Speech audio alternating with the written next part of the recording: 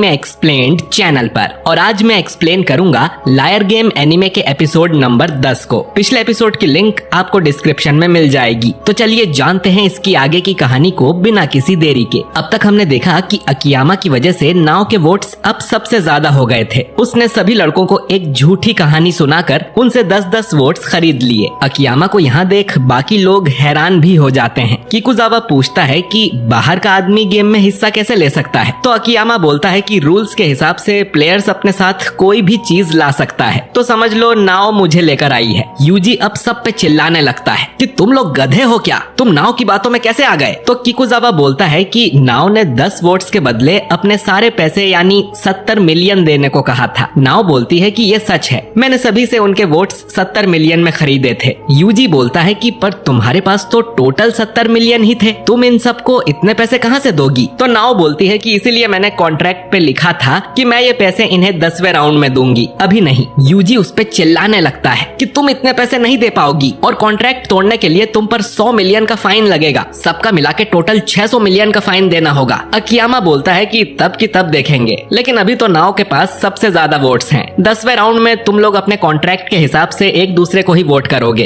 और फिर भी नाओ तुम सब लोगों से 30 वोट आगे रहेगी। हम ये 30 वोट्स बेचने को तैयार हैं। अगर तुम्हें गेम जीतना है तो अच्छी कीमत देकर हमसे वोट्स खरीद लो, वरना गेम को हार जाओ। ये गेम अब पूरी तरह से नाओ के हाथ में है और तुम सबकी जिंदगी भी। एडा, हिरोतो और यूजी ये 3 लोग सबसे नीचे थे। एडा और हिरोतो को डर लग रहा था कि वो ये गेम हार गए तो उन पे 100 मिलियन का कर्जा और हो जाएगा, जिन्हें वो कभी नहीं चुका पाएंगे। ये लोग अकियामा के पास वोट खरीदने जाते हैं। ये लोग 10 मिलियन का ऑफर देते हैं तो अकियामा साफ मना कर देता है। वो कहता है कि उसे 70 मिलियन चाहिए। अगर ये 10 मिलियन देंगे तो नाओ इन्हें 70 मिलियन कैसे लौटा पाएगी, जिससे उस पे कॉन्ट्रैक्ट तोड़ने का फाइन लग जाएगा। लेकिन अगर ये लोग 70 मिलियन देते हैं तो इनका नाओ से पुराना हिसाब बराबर हो जाएगा। इस तरह इन्हें कुछ देना भी नहीं पड़ेगा और नाओ पे फाइन भी नहीं लगेगा, यानी इन्हें फ्री में वोट्स मिल जाएंगे। दोनों इसके लिए मान जाते हैं, पर अकियामा कहता है कि वो इन्हें सिर्फ 2 वोट्स ही बेच सकता है और इन 2 वोट्स में भी ये लोग ऊपर आ जाएंगे और गेम को नहीं हारेंगे। ये लोग इस डील को कर लेते हैं। फिर अकियामा यूजी के पास जाता है और कहता है कि एडा और हिरोतो ने उससे 2 वोट्स 70 मिलियन में खरीदे हैं, यानी कि अब सबसे नीचे यूजी है। वो यूजी को भी 2 वोट बेच सकता है, लेकिन उसके लिए कीमत 80 मिलियन होगी। यूजी भी तुरंत 2 वोट खरीद लेता है। इससे वो तीनों अब ऊपर आ गए थे और बाकी 5 लोगों के हारने के चांस थे। अकियामा ने 2 वोट्स की कीमत अब 100 मिलियन कर दी थी, लेकिन लोगों के पास और कोई चारा नहीं था तो वो भी वोट्स खरीद लेते हैं। इस तरह से नाओ को जो सबको 70 मिलियन देने थे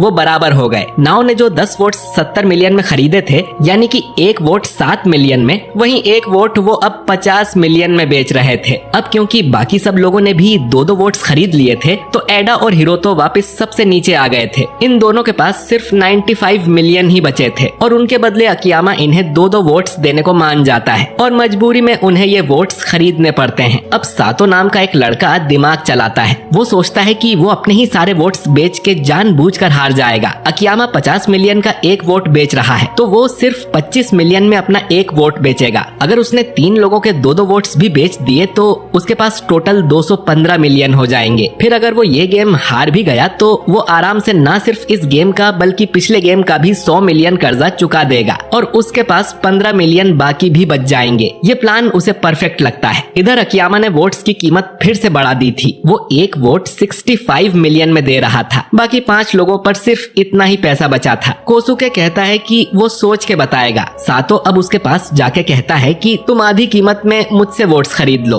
वो 65 मिलियन के बदले उसे 2 वोट्स बेच देता है। सातो को लग रहा था कि उसका प्लान अच्छा है, उसे बस 2 लोगों को और अपने वोट्स बेचने थे, लेकिन सब उससे वोट खरीदने से मना कर देते हैं। ताकायोशी बताता है कि हम जानते हैं कि तुम गेम हारना चाहते हो और तुमने अपने 2 वोट्स बेच दिए हैं, यानी कि अब सबसे नीचे तुम ही हो, तो तुमसे वोट्स खरीदने का कोई मतलब नहीं है क्योंकि हम लोग वैसे भी जीत जाएंगे। ये बात सबको और किसी ने नहीं बल्कि अकियामा ने ही बताई थी। सातो अब अपने सारे पैसे लेकर अकियामा के पास आता है और कहता है कि इस कीमत में जितने वोट्स हो सके मुझे दे दो। अकियामा उसे कुछ वोट दे देता है, जिससे बाकी लोग फिर से डर जाते हैं और अपने बचे हुए सारे पैसों से वोट खरीद लेते हैं। ये पूरा गेम अब अकियामा के इशारों पे चल रहा था और इस तरह 30 वोट्स बेचकर इन लोगों ने पूरे 900 मिलियन कमा लिए थे। यहाँ मौजूद सारे लोगों को जो शुरू में 100 मिलियन दिए गए थे वो सब नाओ के हाथ में थे और अब सिर्फ यही लोग जानते थे कि इस गेम को कौन जीतेगा और कौन हारेगा। अब 10वें और आखिरी वोटिंग राउंड की बारी आती है। बाकी सबके वोट्स तो एक दूसरे को गए थे, लेकिन नाव के पास अब भी 5 नए वोट्स थे जो वो किसी को भी दे सकती है, यानी कि गेम अब भी नाव के हाथ में है। उसने अभी डिसाइड नहीं किया था कि वो ये 5 वोट्स किसे देगी। अकियामा कहता है कि ये फैसला नाव खुद करेगी, तो तुम लोग उसके सामने अपील कर सकते हो कि ये वोट्स तुम्हें क्यों मिलने चाहिए और उसे तुम्हें क्यों बचाना चाहिए। यूजी बोलता है कि मैं अगले गेम में तुम्हारी पूरी मदद करूंगा, तो प्लीज मुझे बचा लो। ताकायोशी बोलता है कि अपनी बकवास बंद करो, यहाँ कोई भी तुम पर भरोसा नहीं कर सकता है और नाव के पास इतना पैसा है तो वो गेम से ड्रॉप आउट जरूर करेगी। अब बाकी लोग कहने लगते हैं कि प्लीज मुझे बचा लो, अगर मुझ पे 100 मिलियन का कर्जा हो गया तो मैं मर जाऊंगा। यूजी इनसे कहता है कि तुम लोगों को तो मर ही जाना चाहिए। जो सुन किकुजावा गुस्से में उसे मारने आता है तो यूजी उसे ही एक मुक्का जड़ देता है। नाव उन सबको शांत रहने को बोलती है और कहती है कि मुझे तुम लोगों की एक बात भी नहीं सुननी है, क्योंकि जब हमने सबसे पहले मीटिंग की थी तब तुम लोगों ने भी मेरी बात नहीं सुनी थी और उसे पहले से ही पता है कि वो किसे वोट करेगी। नाव अब आगे जाकर अपना वोट डाल देती है। अब ये लोग कुछ नहीं कर सकते हैं। डीलर अब इन्हें फाइनल रिजल्ट बताने आता है कि कौन इस गेम को जीता है और कौन हारा है। सबसे पहले नंबर पर थी नाव, जिसके टोटल 51 वोट्स हैं। दूसरे नंबर पर कोसुके 50 वोट्स, तीसरे नंबर पे एडा 50 वोट्स, अगले पे फुजीता 50 वोट्स,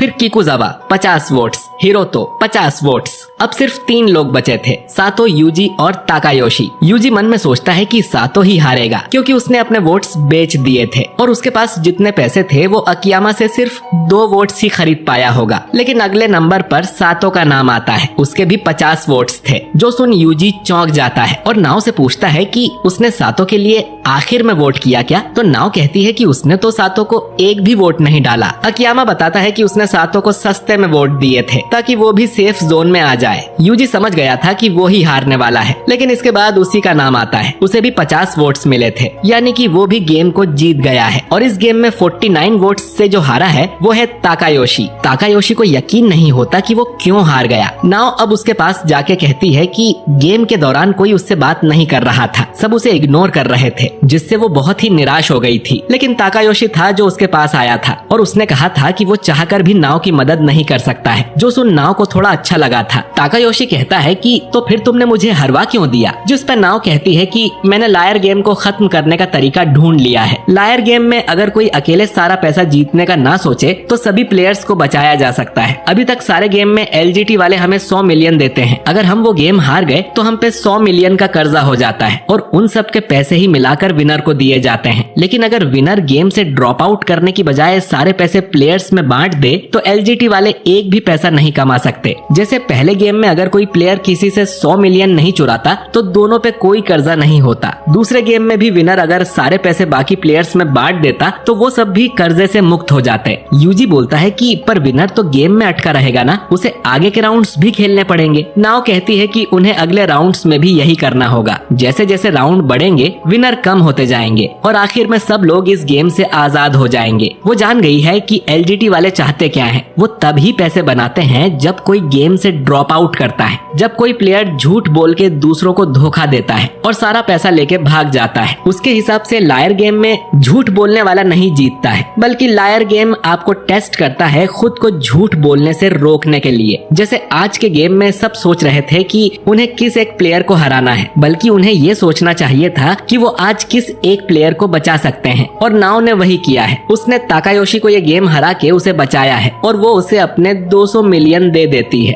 इसके 100 मिलियन से वो पिछले माइनॉरिटी गेम का कर्ज चुकाएगा और बाकी 100 मिलियन से इस गेम में हारने का कर्जा, यानी कि वो अब लायर गेम से पूरी तरह से फ्री हो गया है। उसे ना तो अब अगला राउंड खेलना है और ना ही कोई कर्जा देना है। ताकायोशी ही था जिसने नाव से अच्छे से बात की थी और वो उसके साथ ईमानदार था, इसीलिए नाव ने ताकायोशी को हरा के उसे आजाद कर दिया है। वो बाकी सबके 100 मिलियन भी उन्हें वापस कर देगी, जिससे वो लोग अपना पिछले गेम का कर्जा चुका देंगे और फिर ये सब साथ में अगला गेम खेलेंगे। जो सुन सब लोग बहुत खुश हो जाते हैं और नाव का शुक्रिया करने लगते हैं। इसी के साथ लूजर गेम खत्म हो जाता है। ताकायोशी इस गेम से आजाद हो गया था, लेकिन बाकी लोगों को अगला गेम भी खेलना है। डीलर ये सब देख रहा था और वो सोचता है कि नाव को तो उसने सबसे बड़ी मूर्ख समझा था, लेकिन वो तो काफी होशियार निकली। खैर, टूर्नामेंट में अब और भी ज्यादा मजा आने वाला है और ये एपिसोड यहीं पर एंड हो जाता है। तो दोस्तों ये गेम खत्म हो गया है। एक्सप्लेन्ड को सब्सक्राइब नहीं किया है तो सब्सक्राइब करके बेल आइकन जरूर दबाइए। बाकी वीडियो अच्छा लगा हो तो इसे लाइक और शेयर भी कीजिए और कमेंट करके बताइए कि आपको ये एपिसोड कैसा लगा। मैं मिलता हूँ आपसे अगले वीडियो के साथ। शुक्रिया।